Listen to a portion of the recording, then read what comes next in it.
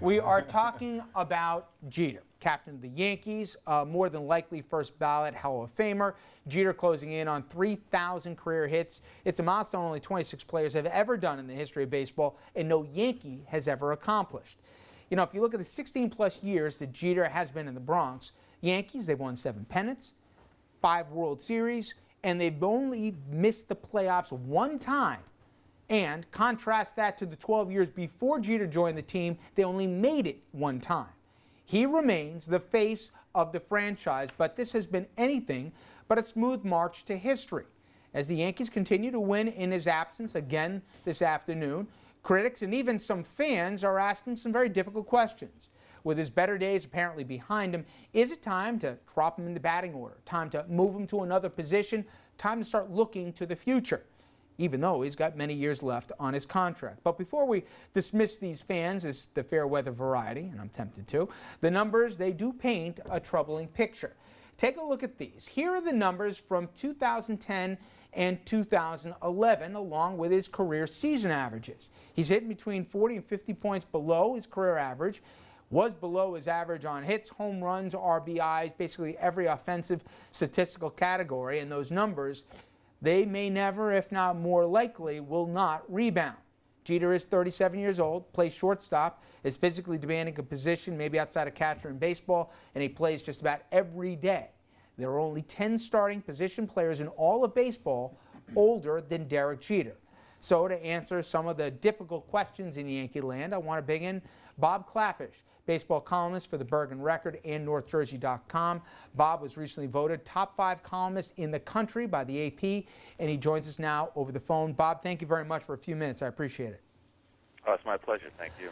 You know, I was there at Old Timers Day, and then obviously I saw the game thereafter, and I was struck by a couple things. How many Jeter jerseys were in the fans, on young and old fans alike, but how much chatter there was as to, hey, they're winning without him. Where should we hit him when he comes back? Should he play every day? To me, this strikes me a little bit of very convenient and short memories, but I guess if you look at the last year and a half, there does seem to be a trend. Oh, there's no doubt. I mean, if this has just been a 1 or 2 week phenomenon or 1 or 2 month phenomenon, you could say that Jeter is going to come out of it based on his history. But, you know, he's about a 255 hitter over the last calendar year, over the last 365 days.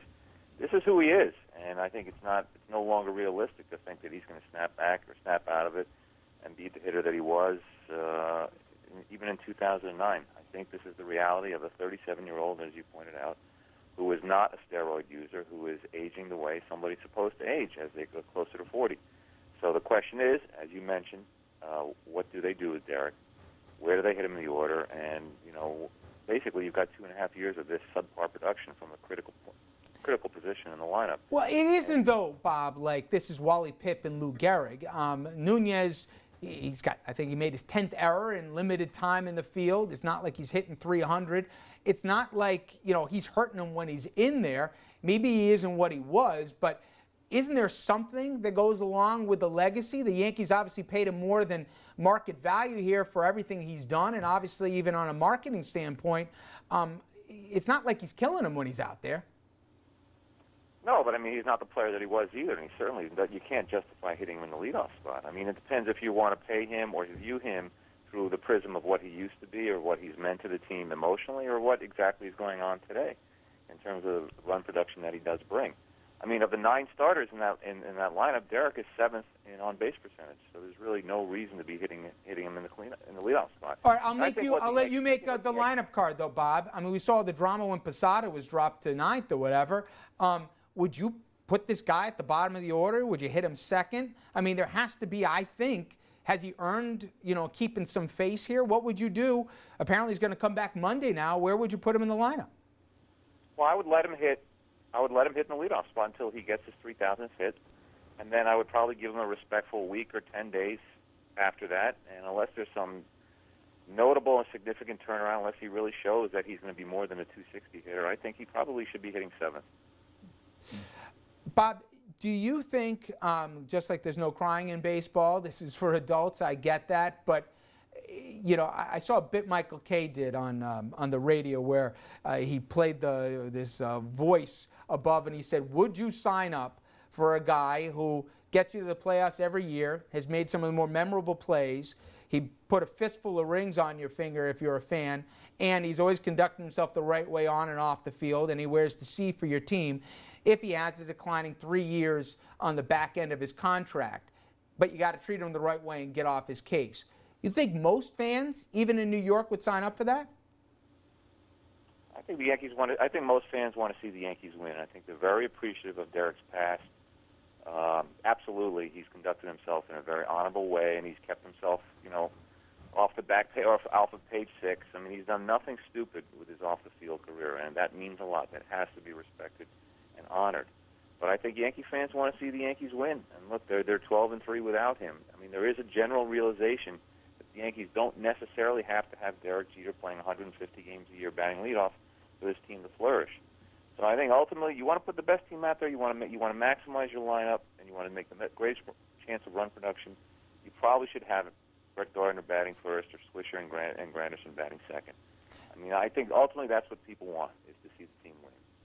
Bob, the last thing for me is, listen, it's a mercenarial game, especially with the Yankees. They can bring in everybody. They can afford to even make free agent mistakes.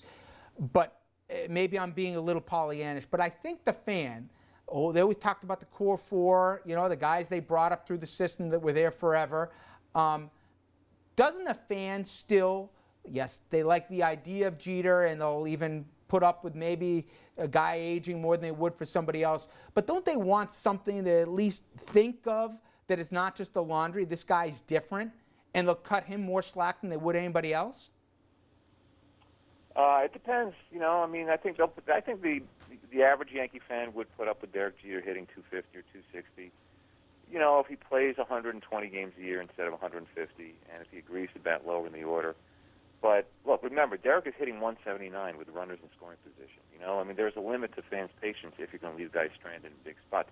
Derek has won the hearts and minds of the Yankee public, not because he's been the best player over the years, but because he has been a clutch, immune to pressure. He's been all of that.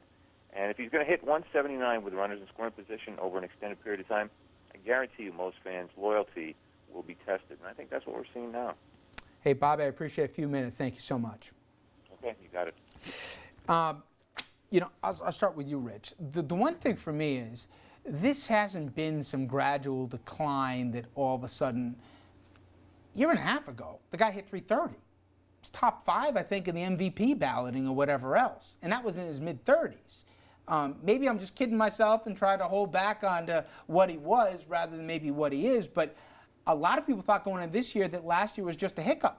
Really, the last second half was just a hiccup, Is this who he is now? Well, I think the funny thing is, if Jeter had his big year in his contract year, everybody would have said, well, he's playing for that big contract. You can't let him go. He had the his Reyes worst situation. Yeah, it's right. exactly the same thing, except he had his worst year ever in his contract year. So, at the same time, players get older and people start to wonder where the end is, and they see him slumping, but it's still the first half of the season. Today's the midway point of the season. Who's to say he doesn't come back on Monday, go on a 15-game hitting streak? I mean, I think we got to wait a little bit and see how this plays out. And I think you make a good point, too, because in this contract year, what we saw was something that we never thought we would see, which is his contract negotiations being played out publicly. And people just say, wait a minute, this is the golden boy. You can't do this. You can't embarrass him that way.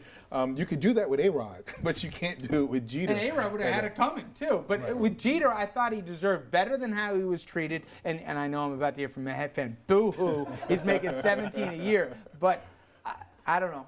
For me, at least, when I look at the box score, if I don't see the game, he's the one guy I want to see do well outside of just the team. Yeah, but what's the first thing you look at in the box score? Who won? Who won? And if playing Derek Jeter makes it harder for the Yankees to win, that's not good for the Yankees. But it's not right now. But if he's batting as low as he was batting with runners in scoring position, if he's a drag in the leadoff spot, if there's a better player that you could put in that would improve the Yankees' chances, isn't that what you want as a Yankee fan?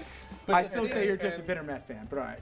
And then the other question is there a point in time when Derek acknowledges to himself that, maybe I need to... You just hit the question. When we come back, I need to step back. This is a man with a ton of pride. We saw it play out here over last summer and into this, so we're going to talk more about that and about the captain, El Capitan, when we come back. Stay with us.